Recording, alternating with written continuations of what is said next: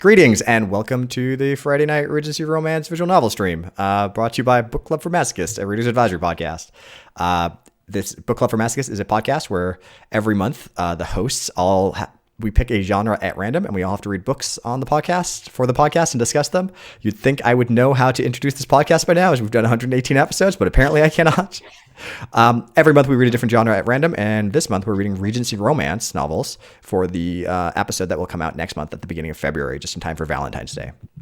So I'm also streaming some visual novels about this. This is part 2 of a stream of, what's the game called, Megan? The lady's choice. It's on the screen in front of me. I could remember this. I'm brilliant genius.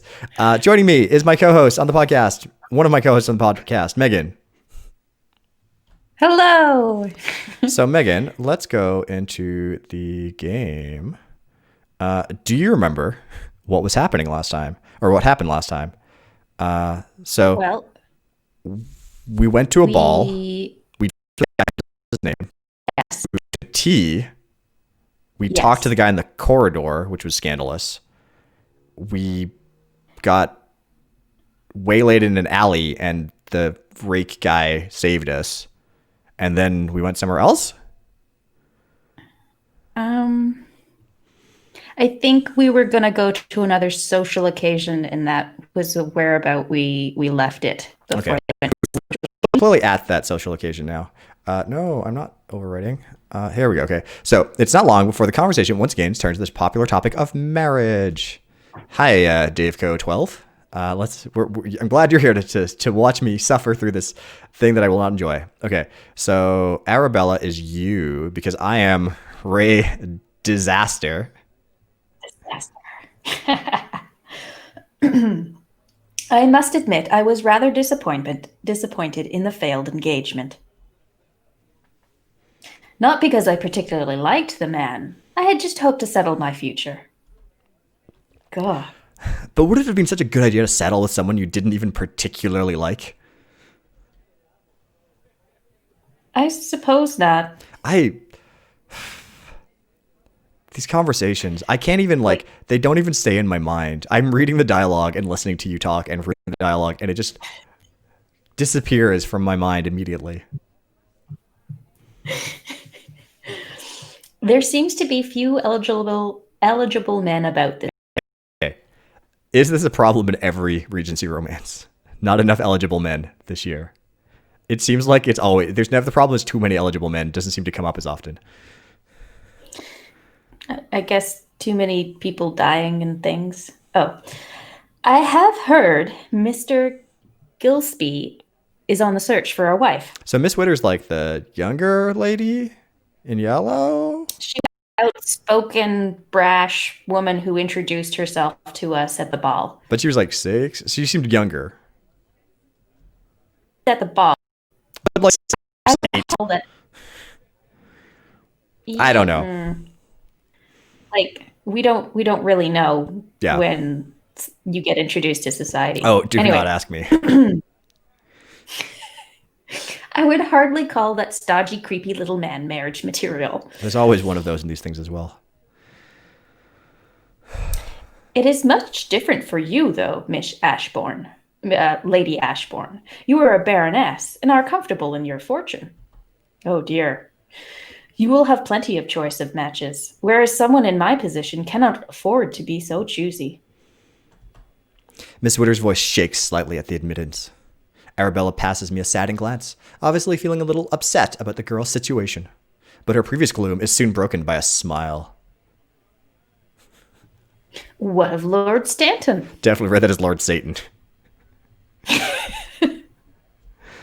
Arabella almost chokes in her drink at the girl's words, and I can't help but the reaction. We should just call him Lord Satan from now on. He's the rake, right? Yes. She shakes her head and pats Miss Witter's arm. I would not take a chance on a man with such a reputation. So Miss Witter suddenly leans in a little conspiratorially, and we do the same. I hear some lady is taking a chance on him, though. Is it us? I think it's us. What do you mean? What have you heard? The questions pour from my lips in a flustered mass. They both glance at me in confusion of my sudden flurried outburst, so I clear my throat and smile. I am merely so good cover there, Ray. My aunt saw him walking with a woman yesterday down the street.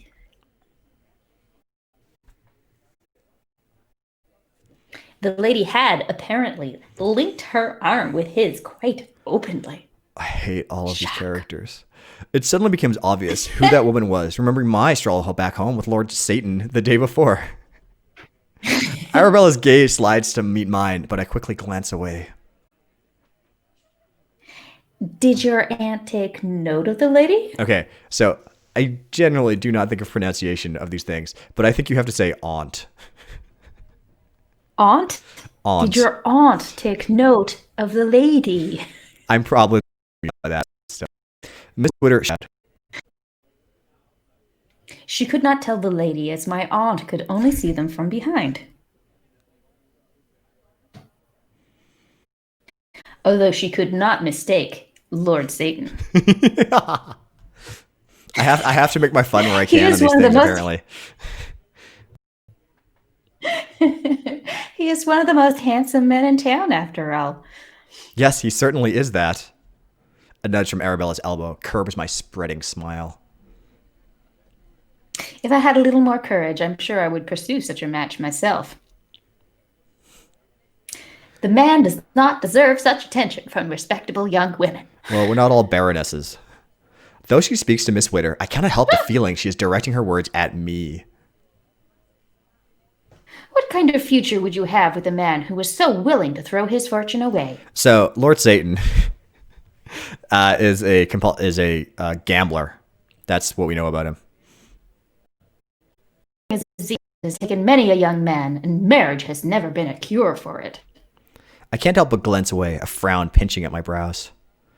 We don't really know him enough to make that assumption. We shouldn't speak like that of him. We all have our own foibles. Let him have his. You're right. I mean, if he is a gambling addict, that's probably right. One? Like, the thing is, like, people just gossip all the time in this thing, you know? So. True. So I don't know. Which one do you want to go with? 3. 3? Okay. We all have our own foibles. Let him have his. Oh, come now, Arabella. We all have our vices. Vices and foibles are different things. Let Satan have his. I believe his vice may be somewhat more destructive than most. I straighten my expression, unsure how to respond to her somewhat truthful statement. There's an understandable lull in the conversation due to the heavy topic. Miss Witter shuffles on the edge of her seat, apparently not understanding the true meaning of the previous words between me and Arabella. Ah, look there. It is Miss Huxley. Oh, I have not seen her in town for years. We must inquire how her children before she joins in with the dancing. Must we? They stand to leave, and Arabella looks back at me with a smile. Will you come, Ray? I shall join you soon. Of course. Come when you are ready. The two of them shuffle away through the crowds to greet the other young women, bright smiles on their faces once again. I remain in my seat, a sudden thoughts whirling in my head. I cannot deny the surprise at myself for feeling the need to defend Satan. What right have I to say anything to him when I know him so little? Arabella may be right in her assumptions of his character. He did leave the day before to go to the gambling house, so why should I try and deny it? Oh, I lie at my own thoughts. Such heavy thoughts are better shared. I gasped a little at the sudden voice and turned my head to find Satan stood behind my chair. Lord Satan, you gave me quite the shock. I apologize. I merely saw you looking so confused and wanted to offer my services if you should need to talk. I did so enjoy our conversation yesterday, after all. All of my sudden thoughts are washed away and I smile up at him. As did I. attention shifts to where partners are lining up to dance before he turns to look back at me. Oh my gosh, we're going to dance with him. Maybe energetic distraction is preferable. He gestures towards the dance floor. May I reserve this dance, Miss Disaster? We have not had the opportunity since the opening ball. And back then, we did not know each other's names.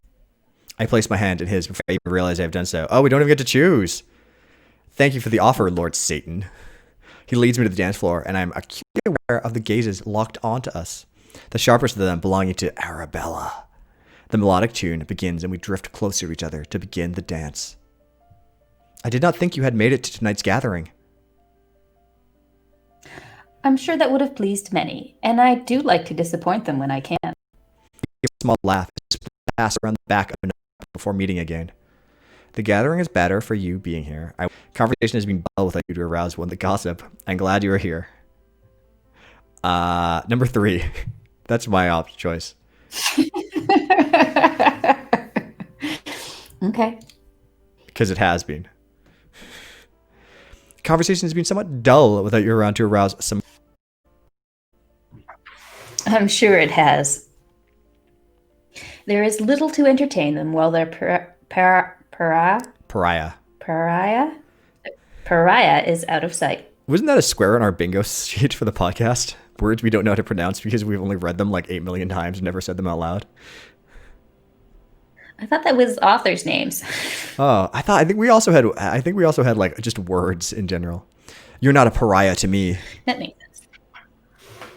A fact I am most gladdened to hear. His capturing smile catches me off guard, and my stomach flutters in response.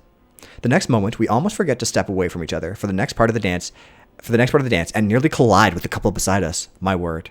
He takes my hand, and we step close together as the dance comes to an end. We look so happy, don't we? I don't know if our expression ever changes. Still, we remain together, my body unable and not wanting to move away. I swallow hard at the realization he doesn't seem to want to either. I did not plan on coming tonight at all. My family could not make it, so there seemed little point in joining. Then why are you here? I took a gamble on someone else being in attendance. Yep, gambling all the time. And did your gamble pay off? It always does. I feel like I've already rolled my eyes like 20 times. And we've only been playing for the stream's only been up for 13 minutes. We're so close, I fear he will hear the sudden pounding of my heart as his gaze pierces into my own. His fingers close tighter around mine, the contact washing from my mind the thought that the music ended long ago. Ray, there you are. Arabella's voice suddenly makes me blink from the trance I'd found myself in. He's hypnotized us. Oh, his expression's changed. Oh, and so is ours. Now we're just embarrassed. It seems to do the same for Satan as he quickly steps back from me and drops my hand. Arabella comes to stand before us, a tense smile on her face. Lord Stanton, I did not realize you were here tonight. She bobs a small curtsy, and Satan bows deeply before straightening with a bright smile. I was just explaining to Miss Disaster it was not in my plans to do so. But I found that something drew me here regardless. He turns to smile to me, and I find I cannot help but return it. He clears his throat and looks back at Arabella. And one has to make an appearance at these kinds of things, don't they? Not always. Her bright smile is quite obviously forced, and her cutting reply makes my eyes widen. As Arabella continues to cast an uneasy glare over the man, I realize now would be the best time to intervene. Thank you for the dance. The spirit is calling for us. 3. Okay. Oh, would you look? I believe that is Lady Steer calling for us, Arabella. Arabella glances at the crowd for Lady Steer, and I take the opportunity to speak. The dance was most distracting. I am grateful, Lord Satan. Anytime I can offer such a service, I hope you will let me know. He bows at us, and I grab Arabella and move away before she can give a retort to his offer. Even as we move away, I cannot help but glance back to find his attention still upon me. The ride home in the carriage is unusually quiet, Arabella doing her best to keep her opinions to herself. When we arrive home, she remains silent, though sweet. I cannot help but smile at her, knowing how much she cares, but also how much she wants to interfere. Not that there should be anything for her to interfere with. You have been smiling.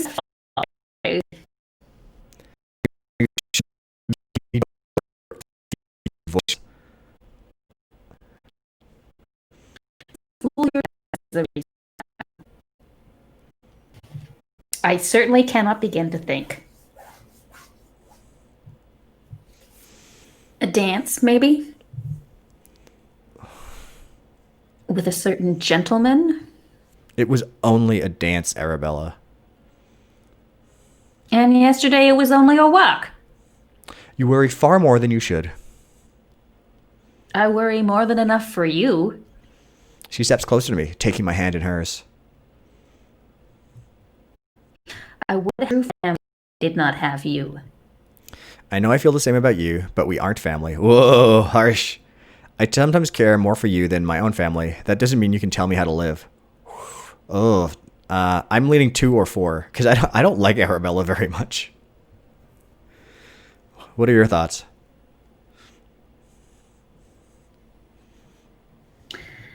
I was going to be nice. Oh, really? You're going to be nice. Sorry. Mostly. Instead was around. Yeah. To be a really subtle dig. Like if we hated our family, saying like I sometimes care for more for you than for my own family, who I hate. So you want to go with 3? I believe sometimes I care more for you than my own family. She gives a small laugh, enough to start easing her tension. But still, you must let me decide my own life. I am quite old enough for that.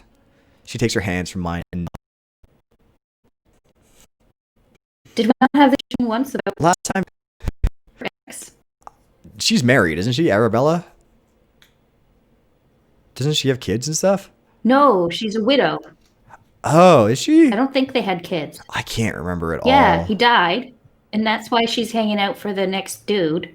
Because she doesn't want to be alone. I'm presuming if she had kids, like, that would keep her busy. Servants. But I don't know. Okay. In the chat, it says that she's a lot widow. Of servants. So the chat I am remembering. Yeah. I believe so. Though we were much younger then, and it was I trying to dissuade you. We were young, weren't we? Her smile falters a little, as painful memories obviously creep into her mind. Not old like we are now, at almost 20. You truly loved him, didn't you? I did not think to fall in love as much as I did. It was a foolish young fancy at the beginning, after all. Is the most hellish of things, Ray. I cannot recommend it. Suddenly I understand why she is so intent on my behalf. Rupert was not an ideal husband, even if their affections were true. I thought being older would give us more freedom in choosing our lives. Do you think she poisoned him? I'm going to assume she poisoned him. I mean, if he was incredibly different off a horse or something. I'd have a whorehouse window. Sure. I only wish you to be happy, Ray, and secure. I know. And I have little to do now but interfere in your life. I have little to do in my own. We should retire for the evening. I would very much like to take a walk in the park in the morning, and the earlier we are, the more people we shall meet. But do you really want to meet the people that are in the park early in the morning? I do not. I nod at her, and we move towards the door when she suddenly pauses and glances over her shoulders at me. I'm not a morning person, for anyone who may not be aware of that. May I ask? She frowns before continuing. Is there truly something beginning between you and Satan? I shall not deny that I hope there is. I barely know myself. My business is my own.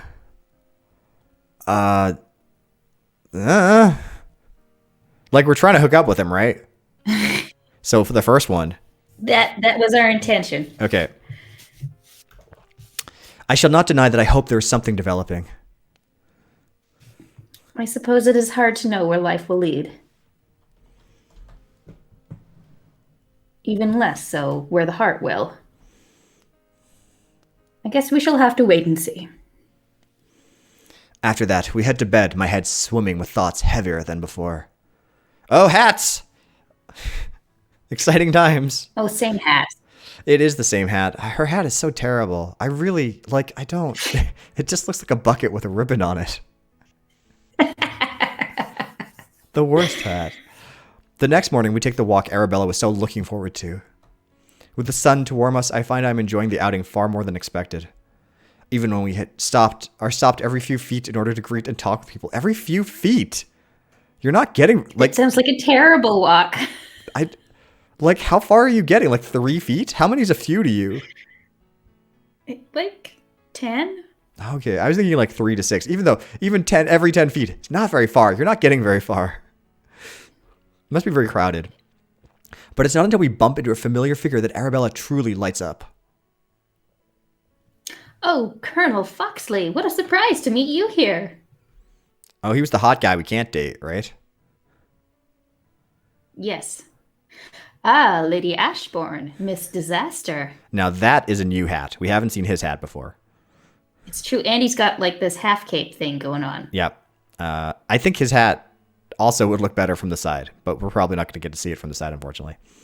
We curtsy as he gives a joyful bow. What did I tell you before, Colonel? Ah, I apologize. Arabella. As the man says her name, I can feel Arabella almost vibrate with happiness beside me. I thought the military were only to be stationed in Bath for a few days. He's AWOL. I have stayed behind with a couple of men to negotiate obtaining permanent residence for the officers. Many of them wish for better society than only that of their fellow soldiers. As the conversation continues, Arabella gradually drifts closer to Colonel Foxley. Eventually, I am left to walk behind as the two continue on, Arabella's hand sliding gently around the Colonel's arm. Ooh la la. I walk with a smile, pleased to see Arabella so happy. Not wishing to disturb their talk, I decide it best to walk down a side path alone. That's how you get lost, lady. That's how we end up talking with unsavory characters without anyone around to see us, causing more scandal. I don't think you can get lost in this place where you run into people every several feet. After meandering... There's a dimensional door. True. We just fall off the bridge. After meandering through the park, inspired by the colorful blooms and that grace the bushes around me, I start when I hear a sudden angered yell. I am not in this business for free. A man's voice interrupts the gentle solitude, and I give a deep frown as I make my way to the edge of the main park towards it. I come to the edge of the park to see a carriage driver yelling at a young woman hiding a boy, who can only assume is her son, behind her.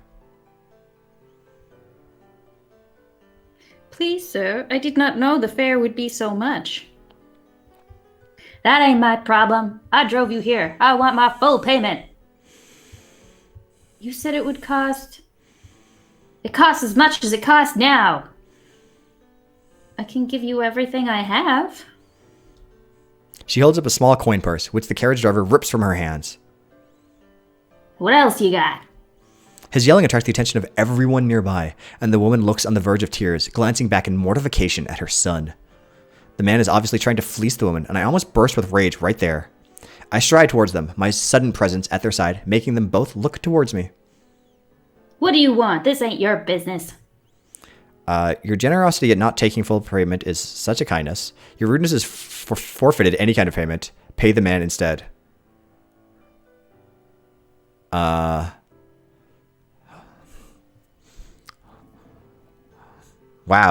These are very different responses. I don't know. What do you think? Which is forfeit? Someone in the chat says forfeit. I kind of want to go with forfeit as well. It is the most aggressive. The least ladylike. None of them are as aggressive as I wanted them to be, though. It's like steal the man's horse. Okay, let's go with him soundly. Your rudeness to this woman has forfeited any kind of payment. I scowl at the man, who sits back a little in his seat with sudden uncertainty.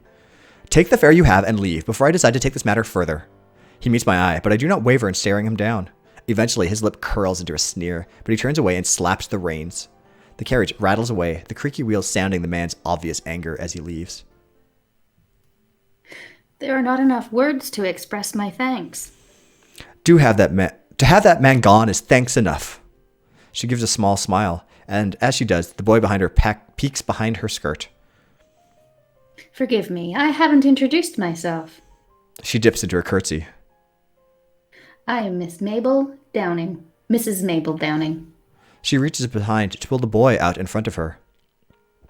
And this is my son, Hugh. I drop into a curtsy myself. I am Miss Ray Disaster.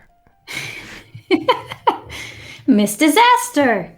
The sound of Colonel Foxley's voice echoes from behind me, and I turn to find him and Arabella rushing towards us. We heard raised voices and could not find you. And we obviously assumed that you were where the raised voices were. Are you all right? Yes, quite fine. Your friend has just been most generous with her in her actions. Oh, I do not doubt it. She is quite the best of people. Lady Arabella Ashbourne and Colonel Foxley, this is Mrs. Mabel Downing and her son, Hugh Downing. They exchange bows and curtsies before smiles replace the formality. If you would allow it, I wish to thank you properly. Would you care to come to tea tomorrow? Cakes! Yeah! Oh, that would be delightful. We always enjoy making new friends. Arabella, you were not invited. This is for us. There'll be enough cake. Arabella grins and answers before I have the chance. I am most pleased to hear it. The woman reaches into her bag, pulling out a small calling card and handing it to us. Until tomorrow, then.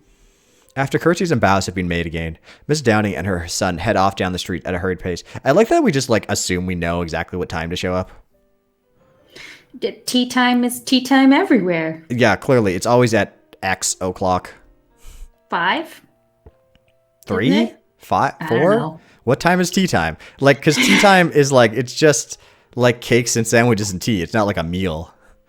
It can be. But Aren't there two different types of tea? One's more like a meal and the other one is just Yeah, tea? yeah. But I think if you're talking about fancy people, they're talking about just drinking tea and eating pastries.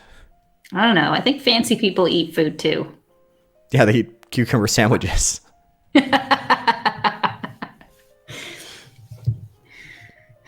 What a sweet young woman. Have you heard of her, Arabella?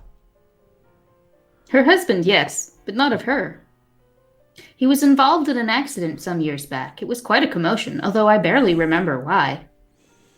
He never recovered from it. I did not know he left behind a widow. We watch mother and son disappear around the corner. I suppose it is time for us to head back as well. I need to organize with Johnson if we are to be out tomorrow afternoon. She turns to Foxley and smiles brightly. Until next time, Arabella. Yes, until next time, Colonel. The two gaze at each other for a long moment, and I suddenly feel a little awkward standing beside them. Though I doubt they've remembered my presence at all. Eventually, Colonel Foxy glances at me, his eyes widening in embarrassment. And of course, you too, Miss Disaster. He gives a nervous laugh. It was good to see you again, Colonel. He gives a final bow before turning and heading away with a rather happy gait. I turn my gaze to Arabella, the woman watching the Colonel closely as he goes. A pleasant surprise to meet the Colonel here. Are you worried about the strength of my attachments? The Colonel seemed very attentive. Shall we head home?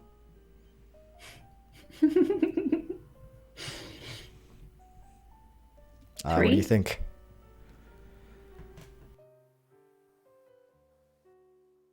He does seem very attentive. Yeah, I think very attentive is the way to go with this.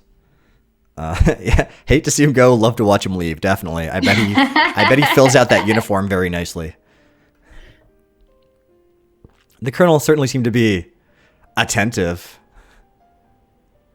I don't know what you could possibly mean by that remark. Oh, don't you, Arabella? You know exactly what it is. Oh yes, because you're all innocents. I give a laugh and take her arm.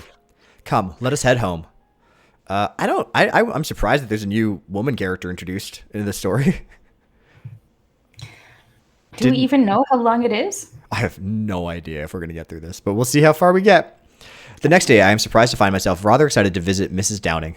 She seems to be far more agreeable than most people we've met in town so far. We finally reached the address given to us, both surprised to find it quite so grand. It is difficult to believe that someone with a residence such as this cannot afford to keep their own carriage. That's not true. Lots of rich folks had like sprawling manners and no money. Yeah. We glanced at each other before proceeding to the door. Inside, we are greeted by a young maid who shows us into the drawing room. This seems weird because it just seems so normal to me. Like could just be a house now. This less so. Mrs. Downing stands as we enter, and we exchange the usual curtsies before all sitting down on the finely upholstered seats. Though the fabric is rich, I notice the room not matching the fine furniture. Discolored patches in the walls where paintings once hung, ornaments missing their matching partners, and the fire barely stacked with wood. I am so pleased you managed to come today. You thought we would not? I know so few people, and of little consequence to society in this town. It would not have been surprising had you forgotten. The maid enters the room again to serve tea, the dulled china, I can't help but note, also not suiting what was obviously once a grand room. It is true we haven't seen you before at any events. She has a child. Servants? I do attend, but I'm not as bold as other women and prefer to keep my own company, even though I do enjoy the bustle of the setting. Next time, you must join us if you see us. You shouldn't shy away from making yourself known. I often find myself enjoying my own company better than others, too. Whoa! That's subtle dig at Arabella there, maybe? Well, not really. Could be. I think the first one? Sure. Please do not worry in coming to find us at events in the future, Mrs. Downing. We would be delighted by your company. Ray is right. I would much prefer this group over some of the ones I've been forced to converse with. We all laugh lightly, and Mrs. Downing reaches forward to pour the tea. Your son is not here today? A warm, genuine smile lights the woman's pretty face at the mention of her son. He is out for the moment, though should return shortly. He enjoys the sun and the company of my brother too much to keep him inside. Do you think her brother is Lord Satan? Oh, maybe. I think it could be. It could be. I feel like Arabella would have known. I don't know. We'll see.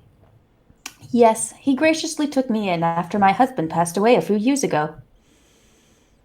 I'm sorry. It was many years ago, and I sometimes am glad to forget it. The mind whale in the chat saying that they hope that this is Lord Satan's sister. I cannot help but slide my glance in Arabella's direction in response to her words. It seems their marriage was not a happy one. The sound of the door opening in the foyer makes Mrs. Downing start, and she straightens herself. It must be my brother and son now.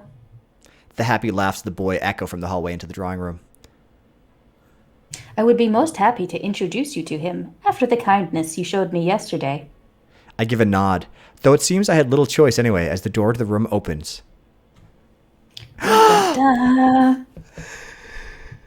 We all turn to look at the doorway, and my heart leaps into my throat to find a familiar figure stood staring at me in shock from the doorway. I know it would be best to speak, but I seem incapable of voicing anything in that moment. It is Satan who breaks the silence. Miss Disaster, Lady Ashbourne, I didn't realize we were to meet. Though I cannot deny the delight of this surprise. The chat saying this is fantastic and some good Regency shit, which you have to agree with. Yeah, this explains why this character was introduced. He manages to school his shock into a smile, and a shiver passes over me to find his gaze not move from mine the entire time. They are here at my invitation, Isaac. You were already known to each other then? I notice a worried scowl forming on Arabella's face, so decide to answer instead. Yes, we are quite good friends. Whoa! Actually, we've never had formal introduction. We are acquainted. Oh, we have to go with the first one. Okay. Yes, we are quite good friends now. Are we not, Lord Satan? I should hope to think so, Miss Disaster. I am pleased when Mrs. Downing speaks to break my gaze from his. Then that is wonderful, as I did hope we could all be great friends. Oh, Isaac! Then is this the lady you have spoken of so often? Uh-oh, he's going to blush now, maybe. I cannot help but be piqued by her question, but Satan is quick to interrupt before she can finish. Mabel. Mabel, Oh, sorry. I did not realize these were to be your guests this afternoon. Yes, Miss Disaster saved me from a most unfortunate situation yesterday. Team seemed far too small as a thank you for what she did. It really was nothing, Mrs. Downing. It is a kindness I shall find a way to repay, I assure you. His sudden, heavy attention sends a heat coursing over my skin. The conversation is broken by the maid entering once again, bringing with her more tea. Satan sits on the seat beside his sister, and a general talk begins of the society in town this year. It is the most delightful afternoon I have spent in company for some years. Years! Oh, what a sad life she must live. Made even more enjoyable by the glances I notice Satan keeps passing my way. Even Arabella begins to brighten again. She and Mrs. Downing become fast friends over the topic of the upcoming social engagements. After staying far longer than intended, we head to the foyer to retrieve our coats and hats. As Arabella and Mrs. Downing, who now insist on being called Mabel, continue to chatter seemingly without taking a breath, I move to take my cape from the maid. But before I can, Satan reaches out to it instead. If I may. Oh, yeah. Maybe she's been in quarantine from yellow fever. Maybe, yeah. She had, consumption. That was, back then. She had some sort of horrible can't interact with people disease. I turn around, my breath catching when his fingers glance very lightly on my neck as he lays the cape across me. Ooh. His hand rests on my shoulder for a moment, and I can almost feel the heat of his body behind me as he leans closer to whisper. I cannot express the extent of my gratitude for what you did for my sister, Miss Disaster. It is what anyone would have done. I would not have left anyone in that situation. I'm capable of saving ladies in distress too. I was happy to help. Oh, we have to go with number 3. Yes. Definitely number 3. You see, Lord Satan, I am capable of saving ladies in distress too. Something I shall remember in the future.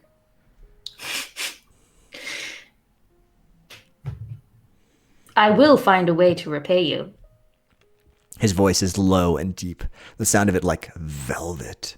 And I never know what that means. I'm like, blue and fuzzy. And I almost forget there are others surrounding us. We really should be leaving, Ray. At the sound of Arabella's Up voice. this front hallway. Yeah. At the sound of Arabella's voice, Lord Satan takes a quick step back. Thank you so much for coming today. It was a wonderful afternoon. Indeed it was. We shall have to do this again soon, Mabel. As we turn to leave, we suddenly come face to face with a stranger blocking the doorway. Da da da. The man glances over us with piercing blue eyes, my gaze drawn to the offset position of his nose and the scars marring his skin. As I turn to look away, my eyes catch the logo emblazoned on his waistcoat. It is the same emblem that was on the cards Stanton was holding, the 4 card suits. I suddenly realize where this man must be from. His attention makes me uneasy, and I feel Arabella step even closer next to me. Good afternoon, ladies. Someone in the chat saying this is a specific person, and I do not know who that person is. I'm sorry. I will not know any, actors. Vale. Stanton's voice erupts from behind us, and he strides out to face the man. What are you doing here? Tension makes Satan's voice echo about the foyer, his body stiff and tall. I came to call upon you, Satan. I began to worry when I didn't see you last evening. Satan's frown deepens before his expression softens and he turns to look at us. I apologize for rushing you. Say nothing more, Lord Satan. We were hasty to leave as it was. Ooh, now she's mad again. Arabella practically drags me from the house, but I cannot help glancing back to see Satan watching me leave, a worried frown on his face. There's clearly something going on with the gambling that we don't know about. He's a hard, flat-nosed geezer. He is a hard, flat-nosed geezer. It looks like he's been in boxing or something. Probably.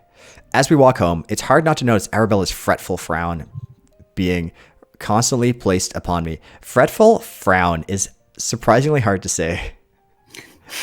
And you just need to add a couple other FR words. So if it's Francine's fretful frown, Great. Just nice yeah. Tongue twisters. Yep, definitely. Why are you staring at me in such a worried way? I cannot believe you truly need to ask that question to know the answer. Seriously, Ray, what are you thinking? She tightens her arm around mine and lowers her voice. I saw the way that you and Stanton were gazing at each other over tea. Also, he touched your shoulder. Oh my gosh. Yes.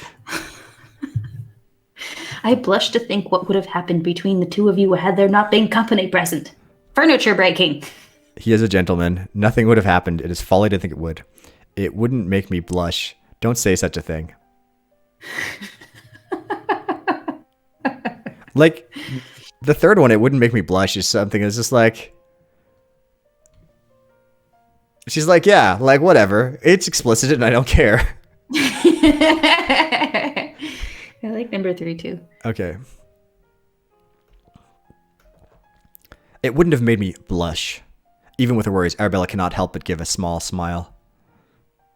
Maybe so, but that does not mean it would have been a sensible thing to do. I cannot deny how fond you seem of each other, but I still cannot forget my concerns. What started out as just a walk has become something deeper far quicker than is comfortable. And I know that these attractions sometimes progress, though, but still you should be cautious. Yeah, these folks aren't down with Netflix and chill or whatever the 2021 version of is, I guess, I don't know. Quarantine and chill. I have no idea. Especially after that man came to the door. I glanced down, unable to say anything in response to the statement. Arabella draws to a stop, standing before me and taking my hands in hers.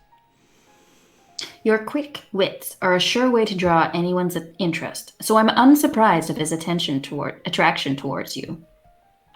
I doubt anyone could do little but be impressed by you. But seriousness is needed most in this situation, and I implore you to be certain of what you would be entering into before pursuing this further. She lets go of my hand and lets out a heavy sigh before moving to join me and walk again. But I suppose there is little to say if you really like the man. Sometimes these things are so far out of our control that we cannot do what we know we should. Her smile turns slightly saddened. Each time Rupert would leave our bed for another, I knew what it was I should do. Poison him. Her eyes shine with tears, even though she forces a smile. But I never did. Oh, I guess you didn't poison him. Why? I can see her swallow down her painful memories before turning to look at me. Because every time I would see him again, I would fall in love with him once more. I think they are talking about not just an affair, but a series of affairs between Arabella's, how do you refer to dead husband? Yeah, and other folks. Yeah. It could just be one person repeatedly, or it could be many people singularly. He might literally have fallen out of the whorehouse. Yeah, it could be. And I knew it was the same for him. I placed an arm around her waist in comfort, thankful that we are almost home. For a few days, we have little to do, though we often take a walk in the mornings, where we nearly always stumble upon Satan and his family. Unfortunately, we never remain in each other's company long, but each time we part, I notice his attention remain on me until we are out of sight. Mind Whale saying, I have been kind of surprised by how common men having affairs is in Regency in my experience so far. It's just like a given that a dude will have a few affairs. I don't think it's just a dude. I think it's like upper class people that are in marriages of convenience. Yeah, because if you're just marrying for the money or the position. Or the title. Yeah, like the position title. So, and marriage is, as Smazzy says, basically mandatory. So, I don't know. Yeah. Or at least the hairs, presumably. Yeah. It was a realization that kept me smiling most of the morning. That morning, though, we received a proper invitation from Mabel to attend the assembly rooms later that day. We were quick to reply with a positive answer, and that afternoon, Satan and his sister calling us to walk to the assembly rooms together. What are the assembly rooms? We'll find out. I guess so. I thank you for accepting our invite. I have missed your company. It's been like a day, man. As I have missed yours, we should have done this sooner. Enjoyable company should be valued more often. Thank you for inviting me. One? Sure. Or two? Do you hear? Yeah, I heard. Two? Whichever. Two. Let's do I two. don't think it makes a huge difference. I have no idea. We should have done this sooner. I am inclined to agree. So I think there might be multiple endings per person we're pursuing in this game. I was looking at some walkthroughs, but trying not to like spoil anything. So I think there are multiple endings for each person. So our answers might actually affect things, but I don't know if all of the answers affect things or just some of the answers affect things. Okay. Conversation lulls between us, and I soon become a little aware of anything that surrounds us. I soon glance away as he does, turning my focus to the path ahead of us. It is good to see your sister here as well, of course. Of course. I believe my sister has grown to truly value the company of you and Lady Ashbourne. I glance a few paces ahead of us, where Mabel and Arabella are walking arm in arm, deep in conversation. Arabella clearly has like given up on us if she's letting us like just talk to this dude now. In public. I am saddened by how few friends she has in this society. Why should that be? She is a sweet woman, and I have never met someone with so few faults of character. She's poor. That is true. Her only fault was to be encumbered by me as a brother, and our father as her father. I had heard your father had some... I trail my words, unsure how to continue. Had scandal much like my own? I give a half smile, a little awkward to be speaking of such things so openly. He was a troubled man who was determined to leave us with as much of a damning legacy as he could. That we should be suffering under it still is a cruel fate. I frown in concern of his statement, sadness and shame lingering on each word he spoke. He turns his gaze to mine in concern and then grins widely. Please do not worry on my account. It was unfair to have burdened you with such personal outbursts. I am pleased you can talk to me about these things. It is no burden. Outbursts are often best spoken of than held in. Remain quiet and nod. Any of the first three seem fine. One? One? Okay. I don't like this font. There's a giant gap between F's and T's. It's not great. No. I am pleased you're able to speak to me of such things. It is rare, I admit, to find myself divulging such details about my life. But then, I have never met someone who I cared to share with. But what of your family, Miss Disaster? Do we know literally anything about her family? They live in the countryside. I'm not even sure if we have siblings. No, or parents. I have heard you speak of them so little, and it is strange they do not accompany you to town at all. I am relieved to be away from them. I miss them greatly. I wish to see them again, but I'm glad to be here for now. Let's go with one. You did just say they were crummy. Yeah, they suck.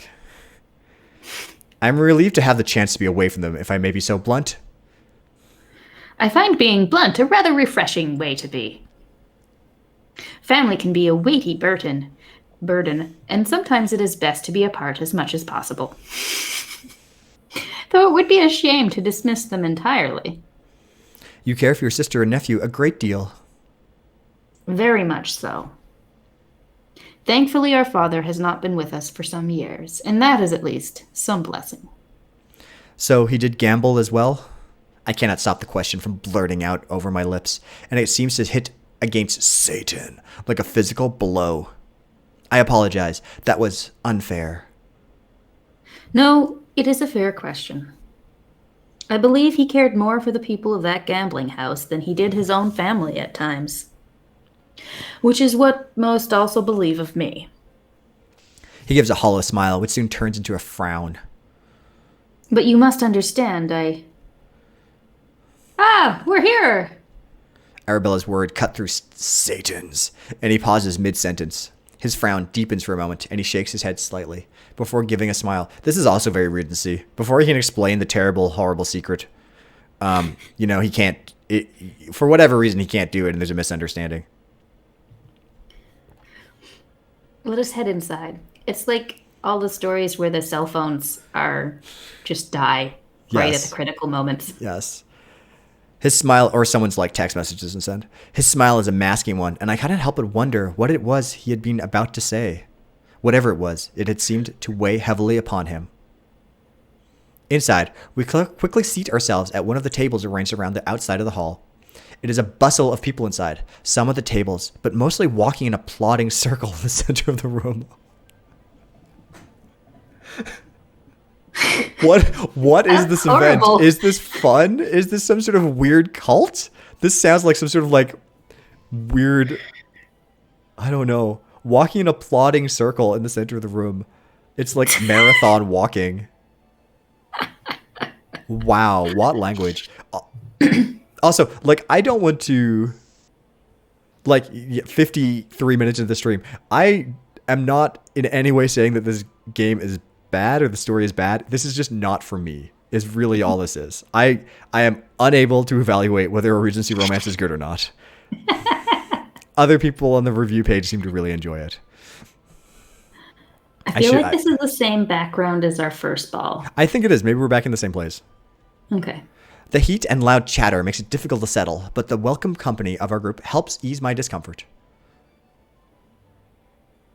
Come, Mabel. We should take a walk about the room. Okay. When looked like this with the three others there, we look just really short in comparison. I can see Miss Witters up with her aunt, and though the aunt is somewhat tiresome, Miss Witters is a most delightful young creature. I would love nothing more, but I must calm Hugh before I can leave him. I'll just give him some of this, like, what is it, laudanum? Laudanum tea. Perfect for young children. Calms them right down. Oh, of course.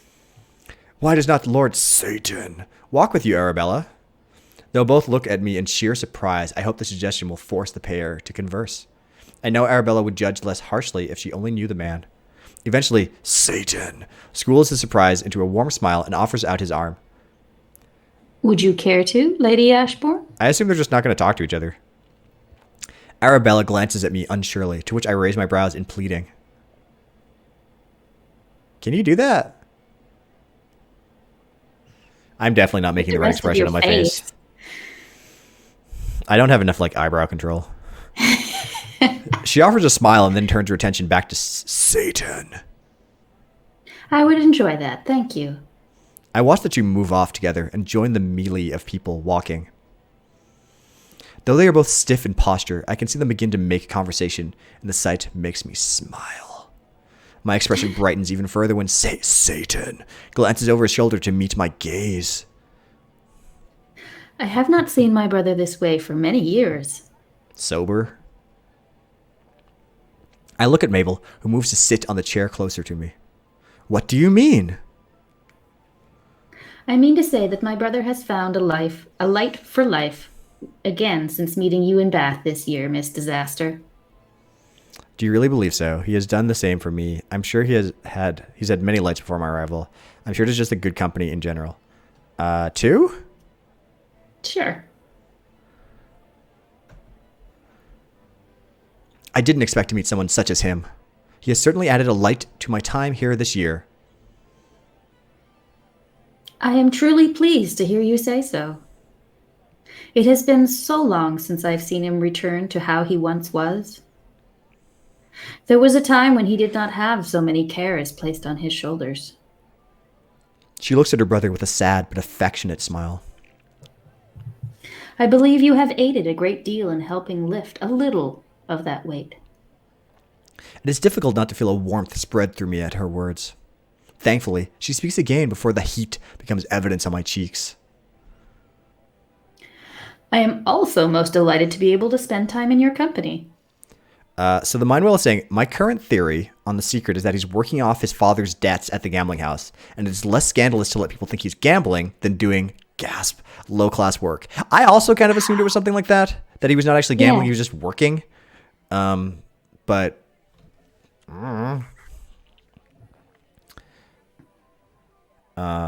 yep. I have never had such friends in all my time in Bath. I don't know if we're going to have a chance to find out because I don't know how much longer we'll stream this for, but... And I do not think that Regency Romance January is going to continue into February. Don't think I'm going to keep playing these after this month is up. Though that cannot be shocking considering what most say of our family. Your brother was speaking of your father earlier. If I may say so. Satan did not sound fond of the man. I cannot believe anyone was. It's kind of funny thinking about how we've renamed this character Satan and saying that he wasn't fond of his father.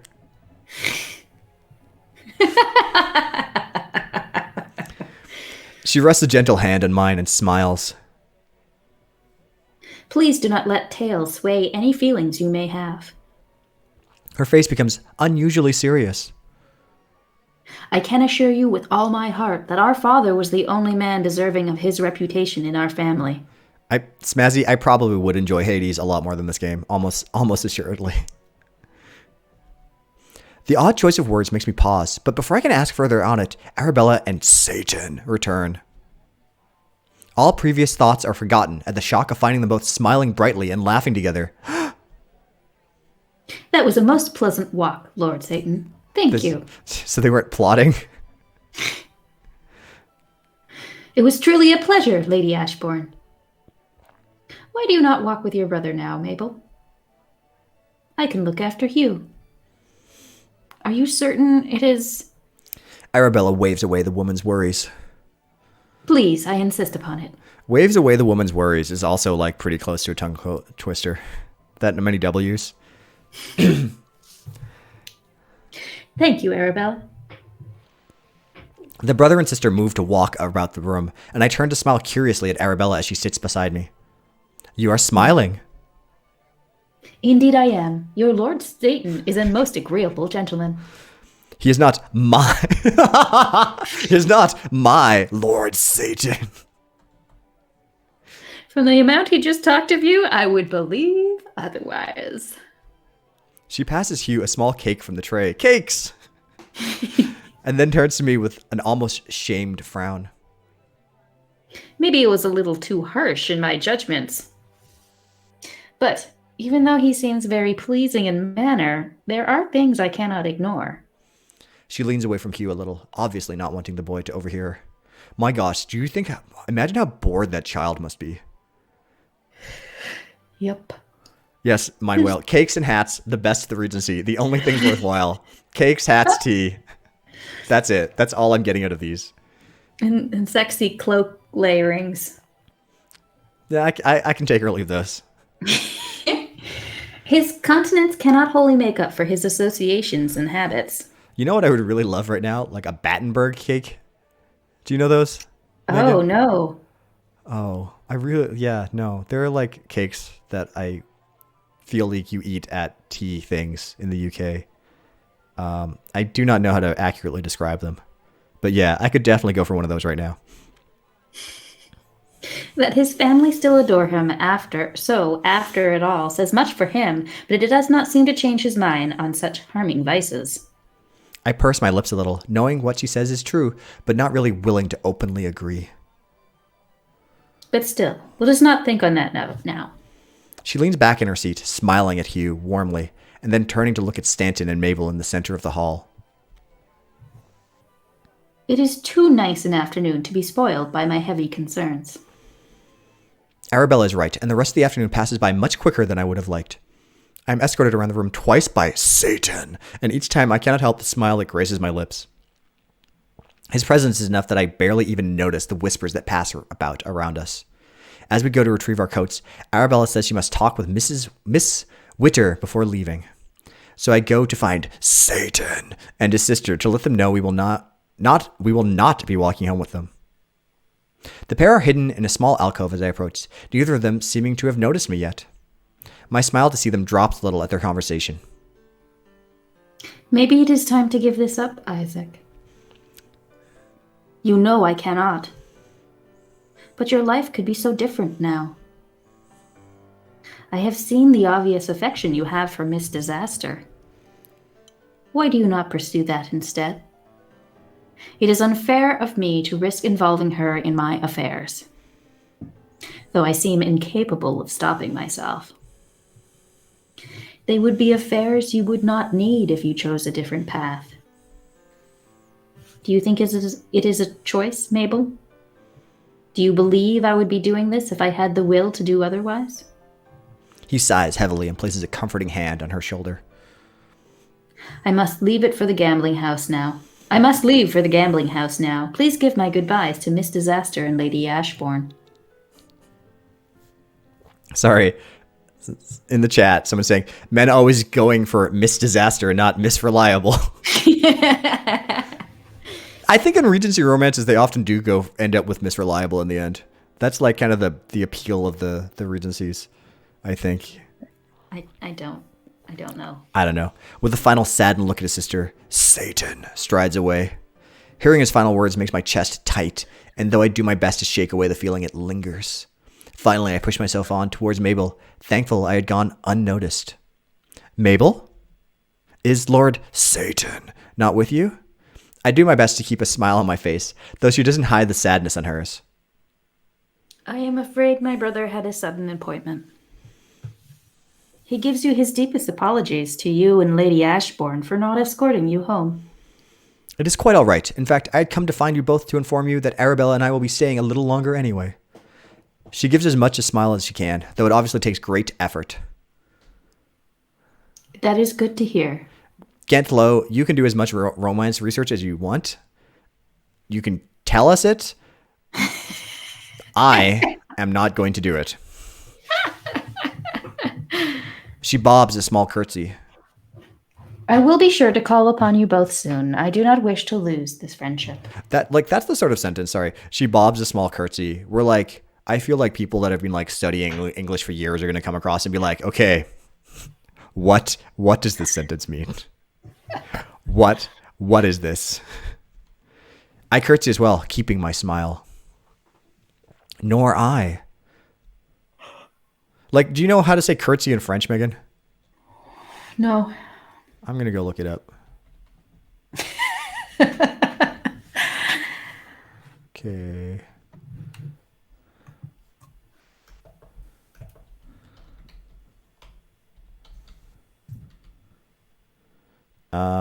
Reverence? Interesting. Although, let me see.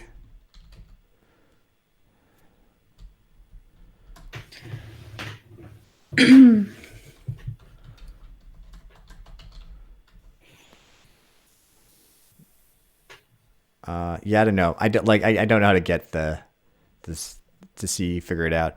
It seems like reverence also means bow. So maybe they don't have gender specific versions of this.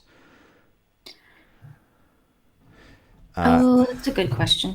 I'll look up bow.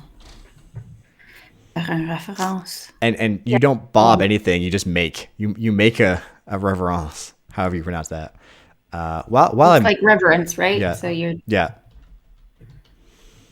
Okay. While doing this, I'm just going to find a picture of a Battenberg cake so I can share it with you. So you understand what I'm talking about. I feel like maybe we're done with this. I can maybe play a little bit more, but yeah, I don't know. Okay. We'll see. After we find the cake. Yes. I found an image I'm trying to save, and it's like, save this as a WEBP file. I've never encountered that file format before in my life. I don't know what that Oh is. my gosh. I'll find a different cake.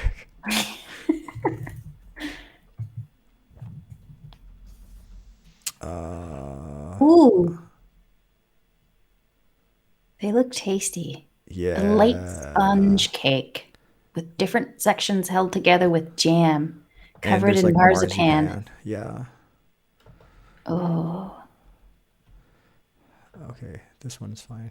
The first one was the best picture because it had like tea stuff in the background, kind of. Anyway. Okay. This one's an actual image file.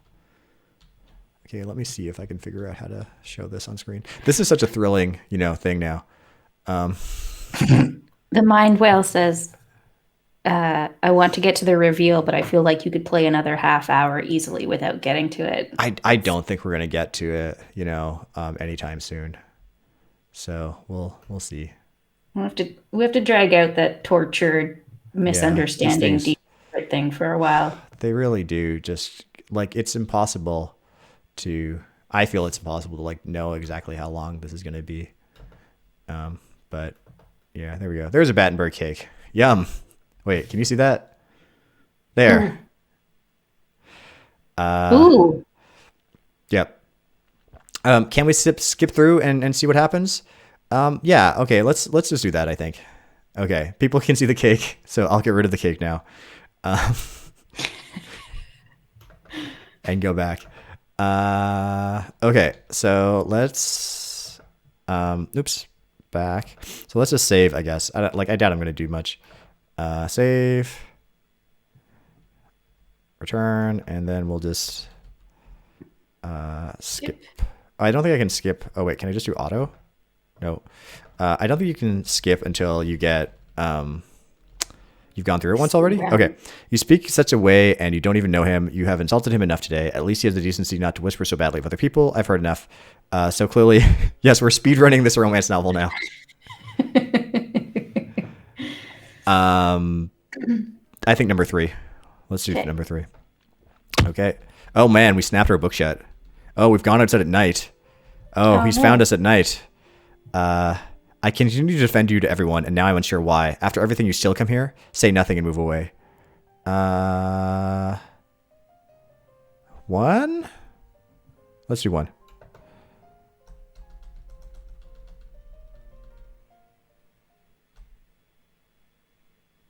Oh wait, okay, hold on. We're okay. We're going to a tea shop. Okay. Yep. Okay. Delicious scents. The cheerful proprietor placing a pot of tea each before us and then scuttling away. I pour the amber liquid into the teacup, wrapping my fingers around it and enjoying the comfort it brings. Okay. Yeah. Okay. Yes. Here's an explanation potentially. Do you want to read it or? Oh, before I tell you what I must, I wish you to know that I have been wishing to explain it all much earlier. I am not a gambler. My brows arch in surprise and confusion, and he gives a small smile at the reaction. I despise it with every part of my being. Mind well, you were right, potentially. I don't understand. As you know, my father was an excessive gambler. Most of my family's fortune and estate succumbed to his greed. His lip curls into an angered sneer before he calms himself. But unfortunately, his sins did not pass with him when he died. He left a large debt, and the man he owed such sums to did not see death as a way of clearing it. The man demanded the debt be repaid by his surviving family. This also seems pretty like standard Regency, to be honest. But such a sum. He glances at the window, a pained crease knotting between his brows. It is not something I could afford in the state my father left our estate in. He turns his head back to face me, any response I could have given stolen by his hollow expression. A deal was struck, and I agreed to work at the gambling house until the debt is satisfied. Mind well, you got it. You got it. Good job. I couldn't help but gasp a little in shock. You are employed there?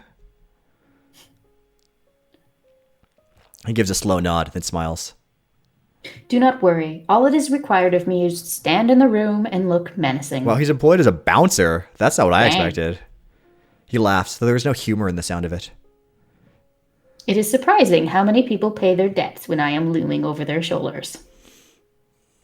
Vale has never had such a turnover since my arrival. Mine was saying the book I just started definitely opens with an heir settling the scandalous affairs and debts of his deceased father. So, kind of a trope. Vale is the man we saw at your house? Yes, a low-life man, but one who runs the gambling house and therefore has more power than even most nobles could ever hope for. But I have never once touched a card table and never will. Sorry, the idea of him not touching the table specifically is very amusing to me. There's such a resolute tone into his voice that I cannot doubt he speaks the truth. After a moment to collect my thoughts, I finally opened my mouth to speak. Satan, what you are doing is noble, is unfair, too good to believe your duty. What? Sure.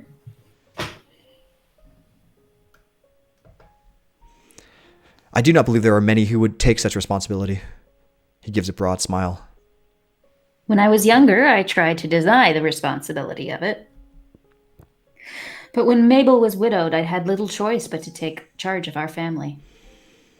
But why not tell everyone the truth? Why continue to let them believe that it is you who is gambling away everything? He leans back in his seat, glancing again out of the window, though there are very few people out at this late hour. Gambling is a vice that affects many in high society. It's almost accepted by some. Working, however. But to be employed in any kind of trade, especially in the gambling house itself, would ruin my family. Okay, so here's the thing I don't get. Are no other nobles going to this gambling house? Yeah, I don't know. Like, they must I not don't be, know. right? It doesn't make any sense because who would have the money to do all that gambling? But for the world to find out what is truly happening would be a weight from my shoulders, and I would have little care for being thrown out of society. But Mabel adores this life, and I wish for my nephew to receive the best upbringing I can manage. So I continue to let society believe their lies, a lie which does me more benefit than harm. Yeah. How long have you been working there? Since my father passed 7 years ago. How much debt did you have, dude? I guess a lot. 7 years. Surely you have paid the debt off by now. I cannot be certain. It was a large amount. Someone needs a wife to do his business, like his numbers for him. And living this double life was fairly easy until recently. Until recently? He leans forward and my breath catches in my throat when his hands wrap around one of mine. At least until I met you. Da-na-na. So, Mindwell, good point. Maybe the other nobles don't say anything because of the power to kick them out. Good. If this is like the best gambling place and they want to continue going there, if they say anything, he could get rid of them? I don't imagine that would work. Because like the other thing is like they never talk about how much, like you're not going to really talk about how much you're actually gambling really necessarily. Or like, no, I guess they're going to talk about that as well. I don't know. Having the whole of this town think the very worst of me is nothing. But to have you think ill of me, it was becoming a burden worse than my father's debts ever could be. I never thought the worst of you. Thank you for telling me the truth. Reach out towards him. Oh. Yeah. 3. Okay, let's do it. Having no words for the moment, I reach out towards him, placing my hand against his cheek. Scandalous. He seems surprised by my action at first, but his tension quickly eases away and he places his hand over mine as though to keep it there longer. I guess other nobles might also not want to be like, I was at that scandalous gambling house, and guess who I saw while I was not gambling? Obviously, I was not gambling at the gambling house. I just ended up there by accident. But who was there? Yeah. Okay. It has been many years since I have felt this burden lifted so much. With visible hesitation, he pulls his hand back from mine. I shall walk you home. It is far too late for anyone to be traveling by themselves. I make to stand as he does. Thank you. I would be most grateful, Lord Satan. I would be pleased if you would call me Isaac, Oh. Miss Disaster. I cannot help the small blush on my cheeks. Then you must call me Ray. There is nothing I would take more delight in. Ray. The sound of my name from his lips, wrapped in the deep tone of his voice, sends an excited shiver coursing through my body that I have trouble keeping hidden. It is not far until we reach home, and I find myself lingering outside, unwilling to go in. And you are certain that 7 years is not enough time to repay what your father owed? Vale is very good at keeping the true amount secret from me. Oh, you're getting ripped off, dude. The ledger of accounts is his prized possession, one he keeps under heavy guard as well as lock and key. Heist? Wait, is it heist time? It's heist time, right? Yes. Sorry, what were you saying? I don't remember. Heist. Heist time. Gotta be heist. Having a lord working for him is a great boon, one he enjoys too much to give up on easily. I'm glad some people in the chat are also very excited with the possibility of a heist. He is still so willing to make light of the situation. But once the debt is done, I will finally be able to work on rebuilding my family's name in our estate. Thank you again for listening. I'm most glad you felt confident in confiding such deep truths to me. He takes my hand in his, and my heart races as he brings it to his lips. Where my fingers had once been chill from the night, they now feel scalding hot from his kiss. I bet my fingers would still probably be really cold. He glances up at me, keeping my hand in his. Good night, Ray. Good night, Isaac. He lets go of my hand and turns to leave. My skin tingles and I pull my hand to my chest to retain the feeling as long as I can before heading inside myself. Okay, let's just skip forward. Okay, I'm so sorry, but I couldn't listen to the gossip. I'm not sorry for speaking my mind. I think I scared myself more than Miss Witter with my outburst. It was wrong of me to speak such a way. 2? Sure.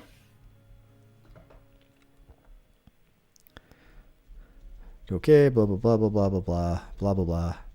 Several days later, Mabel shows up. Oh, he shows up. Carrie shows up. Is this the heist? Are we heisting? Come on, heist. Heist. Shuffle okay, shit. Shuffle closer to Isaac. Okay, we're just going to go with the first one. We're getting closer to Isaac. Across the rather ogling stairs, I shuffle closer to Isaac. He glances at me in surprise at first, before a smile graces his lips. Cool, yeah, okay. We're at the park. This isn't a heist. Where's the heist? I have no need of their approval, and I should continue to shun it. What are conforms if not rules, and are rules not made to be broken? It was not my intention to shun anything. I have no idea what this question is. 3? Are we... sure. I think 3 is the good one.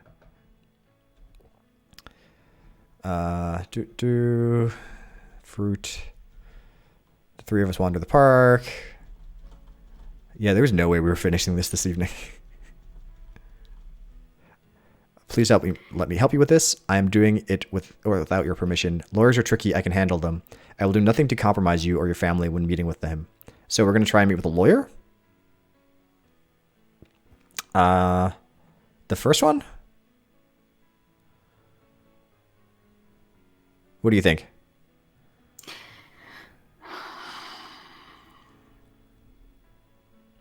Let's try the first one. I'm going to go... Can I go back? Nope. Please let me help you with this. Okay. So, yeah, we're going to try and find out if he actually still owes money. So maybe not a heist, but we're involving a lawyer of some sort.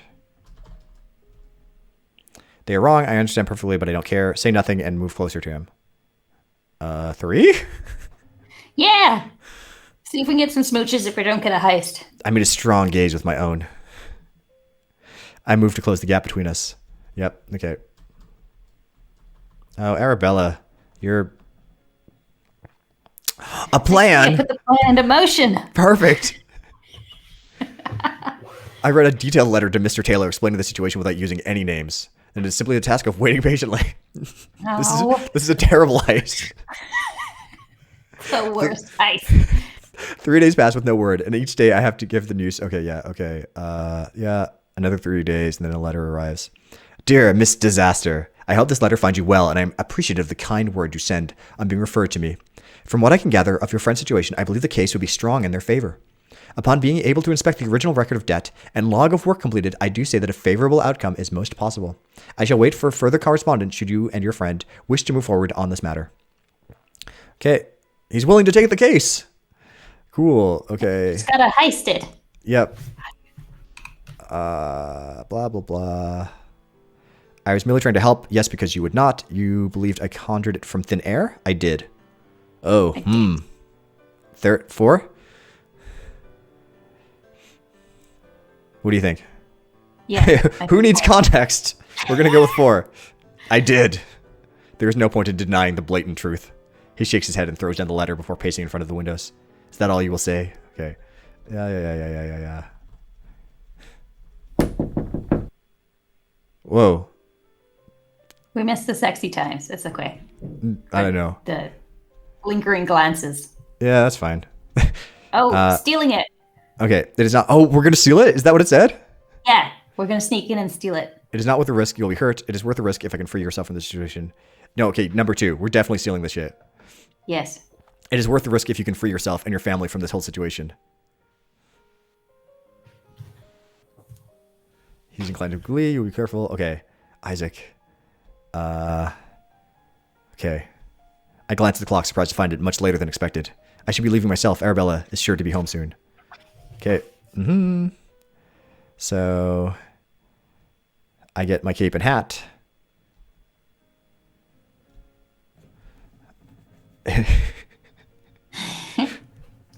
You're a most frustrating and yet enticing woman. That This sounds is like- very, very romance. At least I feel 80% of all of Regency romance characters. So much frustration. I'm unsure if that is a Interpreted compliment. Sorry. Okay, so we're going. Oh. Until tomorrow, yeah. Okay, yeah, we don't actually do anything. All we want is a heist. The heavy pounding on the door continues. Who on earth would call now at midnight? Oh my gosh, is he like injured or something? Whoa! What happened? Got beat up. Isaac! Battered, bruised, and his clothing torn, he balances himself against the doorway and winces in pain. I rush down the stairs, nearly tripping over in my haste to reach him. It is much worse than I feared when I stood close enough to inspect him. What has happened? What? He grips his stomach and flickers his eyes to meet mine, though the small action makes him groan in pain. I went searching for the log. Oh no! Yeah, there was a lot of knocking, and I think it's just because I skipped through so much of it really fast. Miss? Okay, I almost forgot Johnson was standing nearby. Take him into the drawing room and fetch some warm water and clean cloth. The butler seems hesitant, but eventually does as I ask, pulling Isaac's arm around his shoulders to help him limp into the other room. Oh my gosh, more knocking! It's them. Bales, men. They must have managed to follow me to this street. Would they know you came here specifically? He shakes his head and then frowns deeply. I will not ask you to risk yourself for me, Ray. Okay, yeah. Hide. We're definitely hiding him. There is no decision to be made. Can you imagine turning him over at this point? No. Yeah, we might get a bad ending. Who knows? I might have made the wrong choice somewhere. Okay, so Butler nods and scrabbles to move away. Am I answering the door at midnight? I turn to face the door, take a deep breath, and then yank it open. Two thuggish men stare at me in the doorway, their hardened gazes piercing into my own. Can I help you? One of them sends a lazy gaze passing over my nightwear, so I push the door closed a little and stand behind it. We're sorry to wake you at such hour, miss, but we are on the search for a rather dangerous man. We believe he passed this way, and we're simply concerned he may have found his way into someone's home to hide.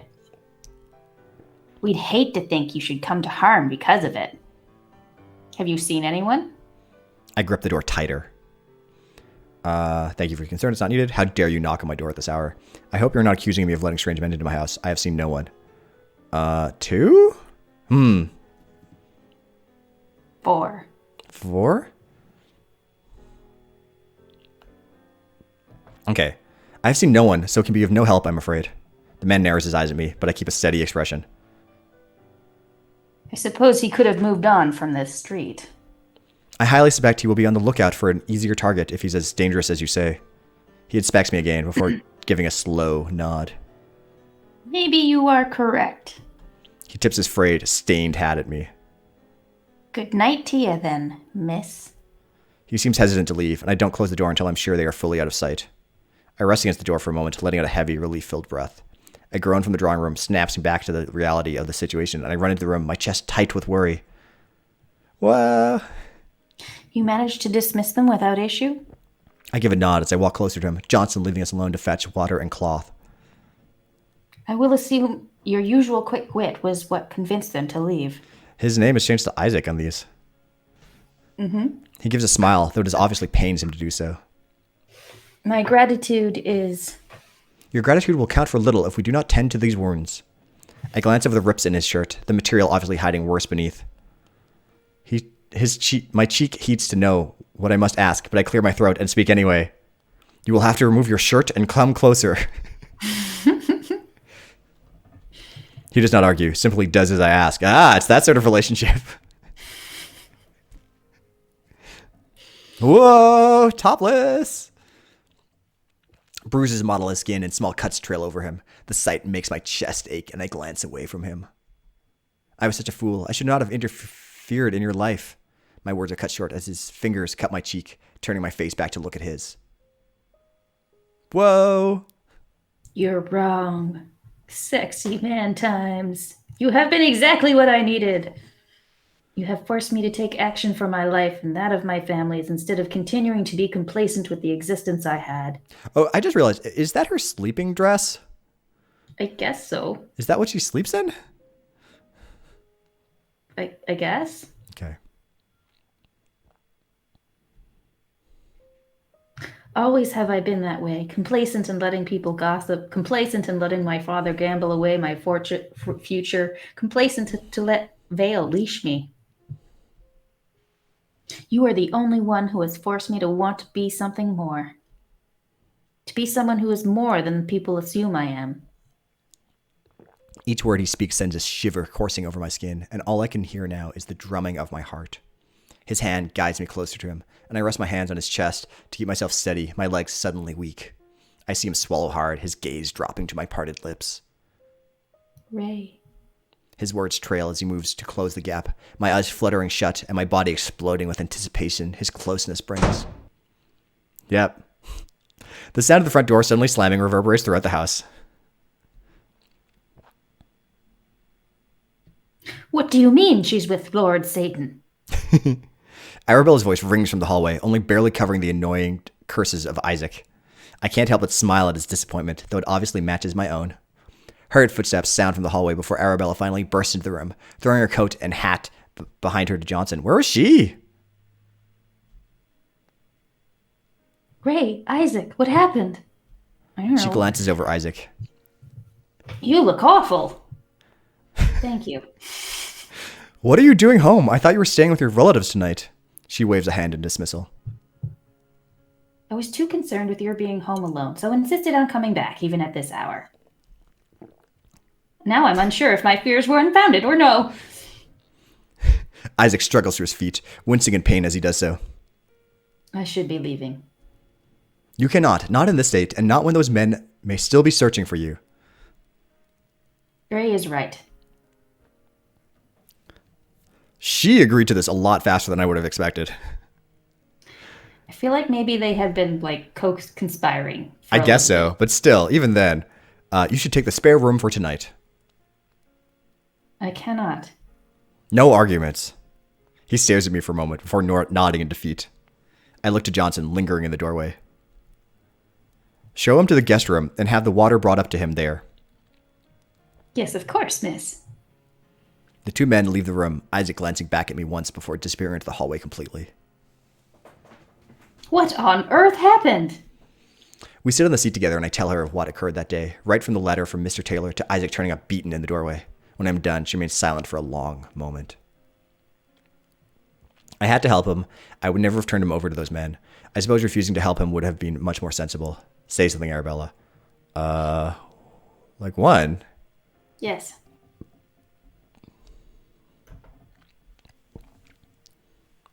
I know. She places a hand on my knee gently and smiles. I just hope this has not put you in any danger. With a heavy sigh, she leans back in the seat. What do you plan to do now? My gaze drops to my lap. The situation has to be resolved soon. I cannot let things get worse. With a decided nod in my head, I glance back up to face Arabella. I will confront Mr. Vale myself. Whoa! That's not a heist. Ray, don't be ridiculous. You cannot do such a thing. I dare not think what could happen. My mind is made up, Arabella. I brush down the skirt of my nightgown, hopefully so as she will not see the unsteadiness of my fingers. Her frantic gaze passes over me, but I am unmoved. Finally, she runs a hand through her hair, the elegant style it had once been in, now beginning to unfurl. I think a good night's sleep will be of benefit to us all. I nod in agreement, the evening's excitement leaving me a little drained. Maybe in the morning you will come to see reason and I can talk you out of such a foolish endeavor. We head to bed, though my mind is so heavy with thoughts I can barely settle. It is only a few moments later when a knock sounds at my door. I shake my head and move to open the door. Arabella, I should not be decided for my course. Oh, it's not her. It's going to be hot. My words trail when it's not Arabella in the doorway, but Isaac. Oh, he put his shirt back on. I implore you to think more clearly about your plans. You heard that I intend to speak to Mr. Vale. He gives a sharp nod, checks over his shoulder, then steps inside my room and closes the door. The sudden realization of being alone with Isaac in my room sends a heat coursing through me, though it barely seems to register for him. Concern is the only expression tensing his features. You cannot go see Vale. I will not allow you to put yourself in further danger for me. I want to help, and I know I can. You're not going to change my mind. I don't believe you're in any condition to stop me.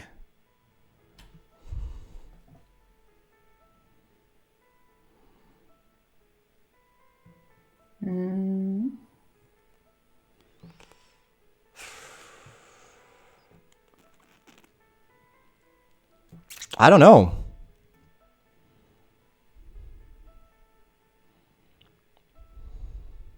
Two? You're thinking two? I don't know, man. I'm leaning one. Okay. But sure. you want to do two?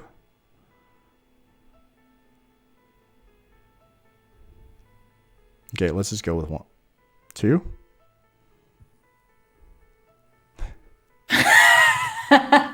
Might well say, I feel the third one could potentially lead to sex, but is also the meanest. But like, he seems to like the meanness. Like when we said, like, take off your shirt, like do exactly what I say. He's definitely into that. It seems he was definitely willing to go along with all the other stuff. So he likes it at church. Maybe he likes it. I can't. I think I kind of want to go with three. Okay. I give a half smile. I do not believe you're in any condition to stop me. No, I don't believe I am. He's smiling now. Oh, the lightness of the moment is gone, replaced by heavy tension. Will you at least consider another way? The idea of a woman I love being put in such peril nearly paralyzes me. Well, he said he loves us. I don't think we have gotten that yet because we skipped over so much. Oh, no, okay. The woman you love? I repeat his words, my voice hitching in my throat as I speak them. He reaches out and takes my arms in his hands, gently stepping close to me as he does so. Yes, I love you. Which is why I'm determined to stop you. And I love you, which is why I'm so determined to go. His eyes widen in surprise of my statement, and his gaze flickers over my face as though searching for falseness. When he finds none, his breath shudders, and I can feel a sudden tension in his fingers. My body's aflame with heat, each nerve firing as though lightning strikes through them. His hands leave me, only for his fingers to brush away a curl of hair from my face. The trail of his hand over my skin makes my breath shudder, and my heart speeds up as he cups my cheek. After what feels like a lifetime, he closes the gap between us and leans down towards me. Smooches! We're gonna fade. Oh, yeah, real smooches. His kiss is gentle, soft, tender. His lips move over mine in a dance only the two of us seem to know. I curl my fingers into the collar of his shirt, feeling his heated skin beneath the thin material. He breaks away for a moment to look at me, my eyes a daze and my breath stolen by his lips. He does not hesitate to kiss me again, though this time much deeper. His fingers move from my cheek to the back of my neck, drawing me closer. I can no longer tell if it is my heart beating so fast, if it is his I feel through his chest, pressed so tightly against mine. I almost forget we have to draw breath until he leans away from me and I stutter a gasp of air. He pulls his hands away from me and back to the sides, and I shiver to feel them gone. Well, I shall wish you good night. My mind is so clouded I barely hear what he speaks, but give a smile. Good night. He looks back at me once before leaving, smiling softly at me as he draws the door closed. Any thoughts of a restful night's sleep are far from my mind. Okay, so we wake up the next day. I have to do this. I cannot let him or his family live like this any longer. I'm going to save, I think, here.